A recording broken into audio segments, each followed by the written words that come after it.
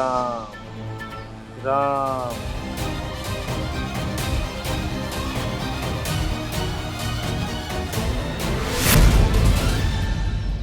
राम राम राम। शीघ्र, अतिशीघ्र कोई जल लेकर आए।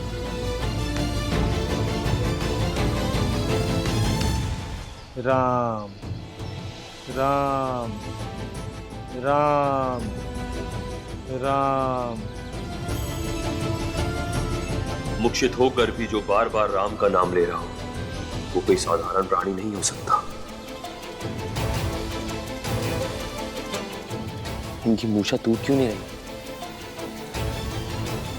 क्योंकि इनकी चोंच पर रुद्रबाण लगा है परशुराम।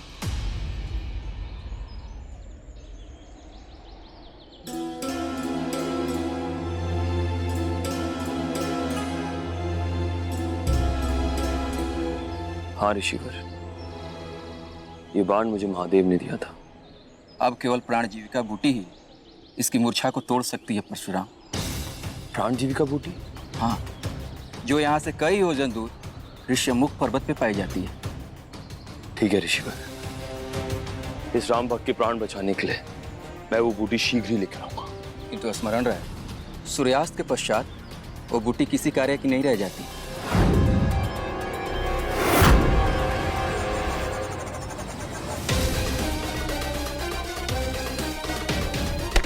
मुझे स्मरण रहेगा ऋषिवर, आज्ञा दीजिए।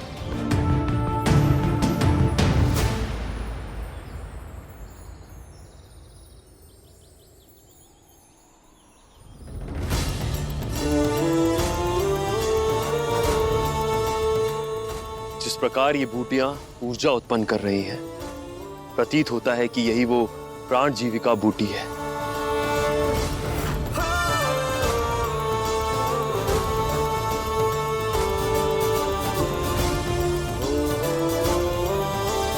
प्रभु आप यहाँ कैसे? एक भक्त के प्राण बचाने के लिए मुझे प्राण जीविका बूटी चाहिए।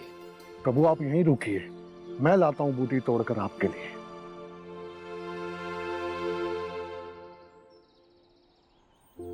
ऐश्वनी कुमारो, मैं आपको प्रणाम करता हूँ और आपसे विनती करता हूँ, इस प्राण जीविका बूटी में प्राणदायक रस उत्पन्न हो।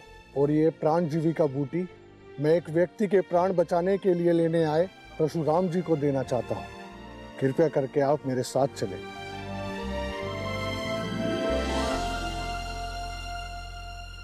सुग्रीव और बाली दो सगे भाई, किंतु दोनों में कितना अंतर है। एक अधर्म के मार्ग पर है और दूसरा धर्म के पथ पर।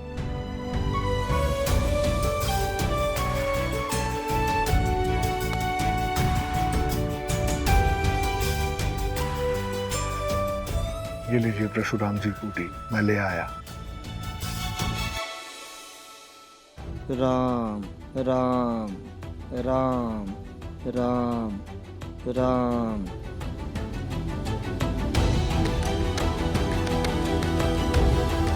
यदि कुछ क्षण और बीत गए तो इस मूर्छित युवक के प्राण संकट में पड़ जाएंगे। राम राम। संकट का समय समाप्त होता है ऋषिवर।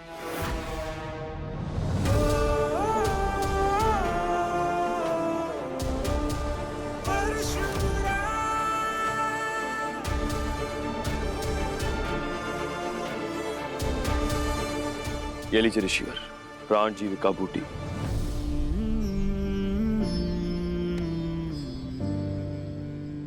तुम उचित समय पे आए हो परशुराम। अब शीघ्र ही इसकी मूर्छा टूट जाएगी।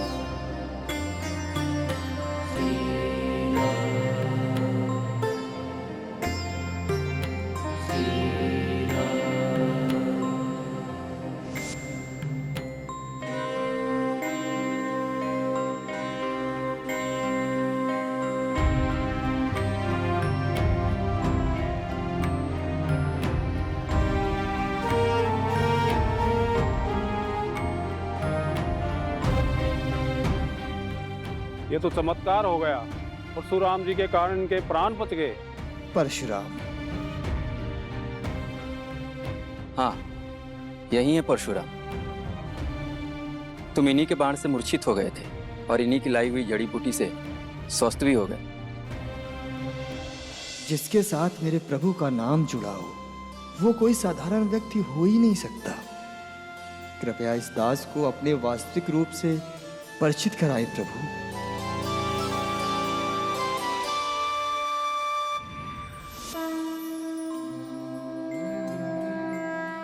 क्या बात है काकभूषण जी, आप इतने विस्मित क्यों हो रहे हैं?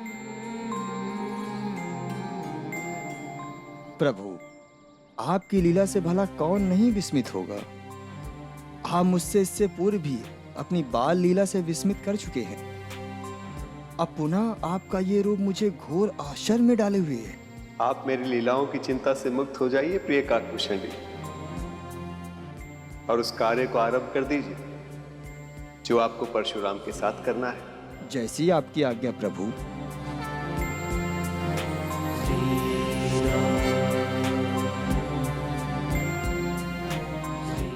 आपको मेरा बारंबार नमन है परशुराम। वैसे तो जीवन का कोई मोल नहीं होता, किंतु यदि इस उपकार का ऋण चुकाने का कोई मार्ग हो तो मुझे आदेश दे प्रभु।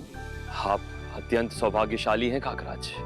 हाँ प्रभु, वो तो मैं हूँ, तभी तो आपके हाथों मेरे प्राणों की रक्षा भी हो गई। किंतु प्रभु, आपका बाण किस ओर लक्षित था जिसके मार्ग में मैं भूलवश आ गया? मेरे बाण लंकेश रावण की मृत्यु का मार्ग ढूंढ रहे हैं, जो रावण की कुंडली के 10 टुकड़ों में निहित है। और ये कार्य मुझे महादेव ने सौंपा है। प्रभु, अगर आपकी आज्ञा हो तो आपके इस कार्य में सहयोगी बनना चाहता हूँ।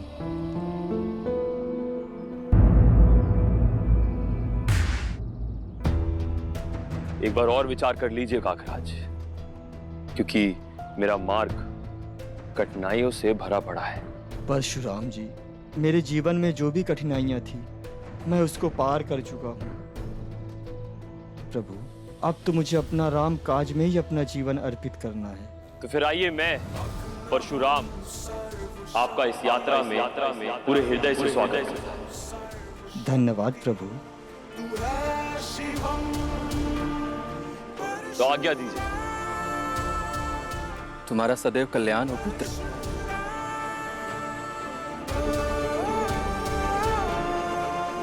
चलिए काकराज।